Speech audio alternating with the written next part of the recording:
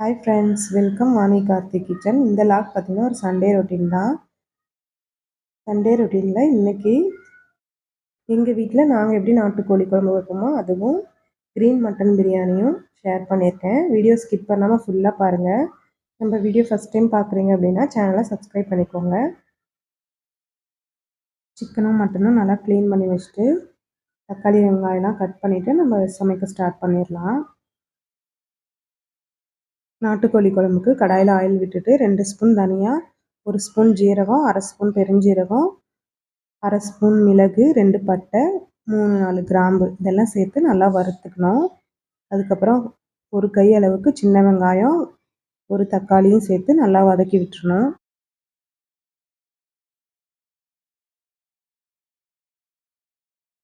இது கொஞ்சம் வதங்கின அப்புறம் கொஞ்சமாக மஞ்சள் பொடி, மிளகாய் பொடி, நம்ம காரம் எவ்வளோ சாப்பிடுவோமோ அந்த அளவுக்கு சேர்த்துக்கலாம்.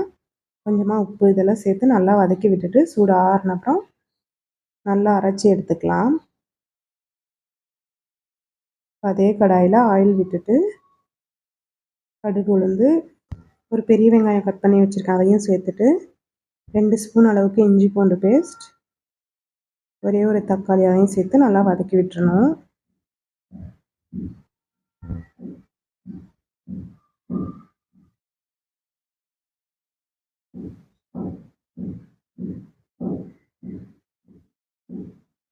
தக்காளி நல்லா மசிஞ்சு வந்ததுக்கப்புறம் நம்ம அரைச்சி வச்சுருக்க மசாலாவையும் சேர்த்துட்டு ஒரு கொதி விட்டுட்டு அதுக்கப்புறம் நம்ம நாட்டுக்கோழியை சேர்த்துக்கலாம். தேங்காவோ பொட்டுக்கல்லையோ எதுவும் சேர்க்கலை. இந்த கிரேவிலேயே சிக்கன் நல்லா வெந்துடும்.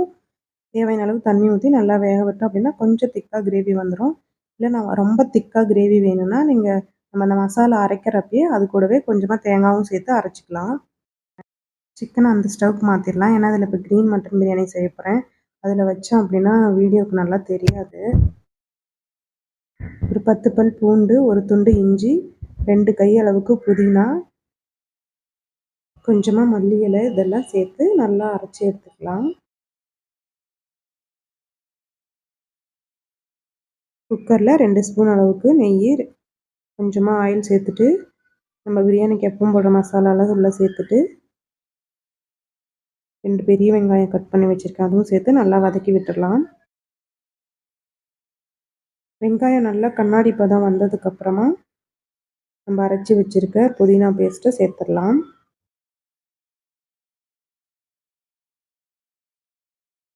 இந்த ஸ்டவ்வில் பார்த்திங்கன்னா பள்ளிப்பாளையம் சிக்கன் செய்கிறதுக்கு மண் சட்டி வச்சுருக்கேன்.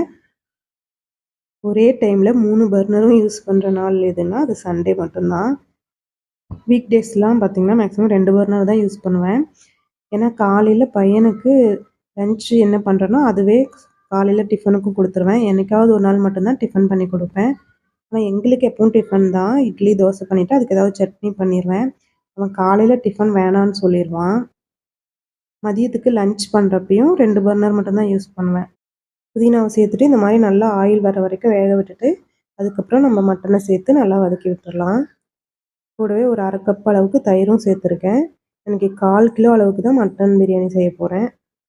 ஏன்னா அவருக்கு பார்த்திங்கன்னா மட்டன் பிரியாணி அவ்வளோ பிடிக்காது. அவருக்கு சிக்கன் பிரியாணினா தான் ரொம்ப பிடிக்கும். என்னோடய பையனுக்கும் எனக்கும் மட்டன் பிரியாணி தான் ரொம்ப பிடிக்கும். அதனால எங்களுக்கு க்ரீன் மட்டன் பிரியாணி பண்ணியிருக்கேன். எங்கள் வீட்டில் எப்போவுமே மட்டன் இல்லைன்னா சிக்கன் எது வாங்கிட்டு வந்தாலும் சரி அதில் 2, 3 ரெசிபி பண்ணிடுவேன். கிட்ஸ் இருக்கிற வீட்டிலலாம் இப்படி தான் இருக்கும்னு நினைக்கிறேன். எப்போவுமே ஒரே மாதிரி செஞ்சு கொடுத்தோம் அப்படின்னா அவங்க நல்லா சாப்பிடவே மாட்டாங்க. கொஞ்சம் டிஃப்ரெண்ட்டாக பண்ணி கொடுத்தோன்னா கொஞ்சம் விரும்பி சாப்பிடுவாங்க. இதுக்காக எதுவும் புதுசாக வாங்க போகிறதில்ல. இருக்கிறதுலையே கொஞ்சம் டிஃப்ரெண்ட்டாக வெரைட்டியாக செஞ்சு கொடுத்தோம் அப்படின்னா நல்லா சாப்பிடுவாங்க. அதுக்காக தான் இப்படி ட்ரை பண்ணிகிட்ருக்கேன். ஒருவேளை ரெசிபிஸ் எதுவும் தெரியலனா யூடியூப் இல்லைனா இன்ஸ்டாகிராமில் பார்த்துட்டு அதுக்கப்புறம் செய்வேன். குட்டீஸ்லாம் வரத்துக்கு முன்னாடி பார்த்திங்கன்னா நாங்கள் 2 பேர்த்துக்கும் என்ன செய்கிறோமோ அதையே தான் ரெகுலராக திரும்பி திரும்பி ரொட்டீனில் இருக்கும். சிக்கன் மட்டன் எதுவாக இருந்தாலும் எப்போவுமே ஒரே ஸ்டைலில் தான் வச்சிட்ருந்தேன். ஆனால் இவங்க 2 பேரும் வந்ததுக்கப்புறம் நம்ம சமைக்கிறது கொஞ்சம் டிஃப்ரெண்ட்டாக யோசித்து செய்கிறதா இருக்குது. என்னோடய பையன் பார்த்திங்கன்னா 3rd ஸ்டாண்டர்ட் படிக்கிறான். நம்ம பண்ணி கொடுக்குற லஞ்சோ இல்லை சண்டே அன்னைக்கு சமைக்கிற நான்வெஜ் அந்த மாதிரி ஏதாவது நல்லா இல்லை அப்படின்னா டக்குன்னு சொல்லிடுவான், நல்லாவே இல்லை எனக்கு பிடிக்கல அப்படின்ட்டு. அந்த மாதிரி சொல்கிறப்ப நம்மளுக்கு கஷ்டமாக இருக்கும். சாப்பிடவும் மாட்டாங்க இல்லைங்களா? அதனால் முடிஞ்ச வரைக்கும் கொஞ்சம் டிஃப்ரெண்ட்டாகவும் நல்லாவும் செஞ்சு கொடுக்கணும்னு சொல்லிட்டு ட்ரை பண்ணுவேன். அதை தான் பார்த்தீங்கன்னா நான் வீடியோவில் ஷேர் பண்ணுறேன். வீடியோக்காக எதுவும் சமைக்கிறது இல்லை. இப்படி ஒரு நாள் சமைச்சிட்ருக்கிறப்ப தான் எனக்கு டக்குன்னு ஒரு ஐடியா வந்துச்சு. நம்ம இவ்வளோ வெரைட்டிஸ் ட்ரை பண்ணுறோமே, ஏன் அதை யூடியூப்பில் வீடியோவை ஷேர் பண்ணக்கூடாது அப்படின்னு தோணுச்சு. அதுக்கப்புறம் தான் நான் வீடியோ எடுக்கவே ஸ்டார்ட் பண்ணினேன். ஓகே ஃப்ரெண்ட்ஸ், எல்லாம் ரெடி ஆயிடுச்சு. இப்போ சாப்பிட்றலாம். ரொம்ப பசியும் எடுத்துருச்சு. என்னோடய வீடியோஸ் எல்லாம் பிடிச்சிருந்தா ஃப்ரீயாக இருக்கிறப்ப செக் பண்ணி பாருங்கள்.